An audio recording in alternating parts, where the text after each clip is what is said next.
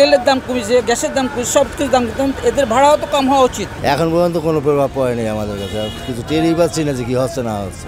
দেশের বাজারে diesel, kerosene, octane ও পেট্রোলের দাম কমেছে। বিশ্ববাজারের সাথে সমন্বয় রেখে অন্তর্বর্তীকালীন সরকার গত শনিবার এসব জ্বালানি তেলের দাম কমানোর ঘোষণা দেয়।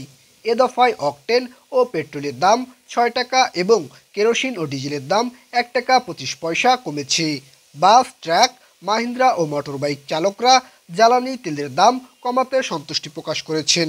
তারা বলছেন, জ্বালানি তেলের দাম কমার ফলে আমাদের উপর এর ইতিবাচক প্রভাব পড়বে।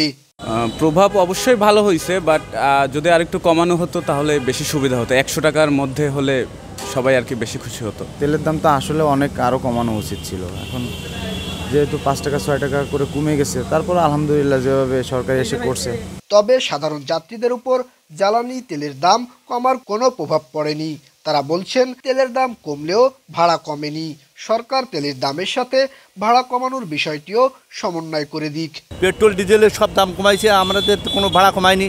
যে আগের যে ভাড়া ছিল সে ভাড়াই নিচ্ছে এখন। তেলের দাম কমেছে, গ্যাসের দাম কমেছে, সব কিছু দাম কম, এদের ভাড়াও তো কম হওয়া উচিত। 100 টাকা আমি দিতে পারি, আর একজন যে লোক ওই গরিব ওই বসা বেশি যাচ্ছে খুলনা আসবে বাগেরহাট থেকে, সে 100 টাকা দিতে পারবে না। তেলের দাম অল্প কমানো হয়েছে বলে মনে করছেন অনেক চালক।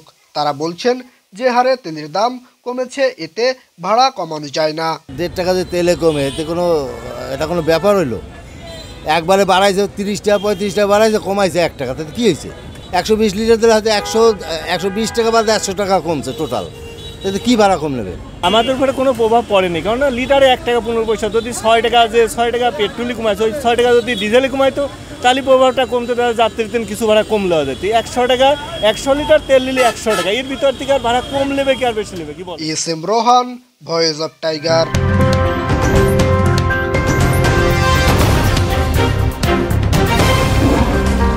Voice of Tiger.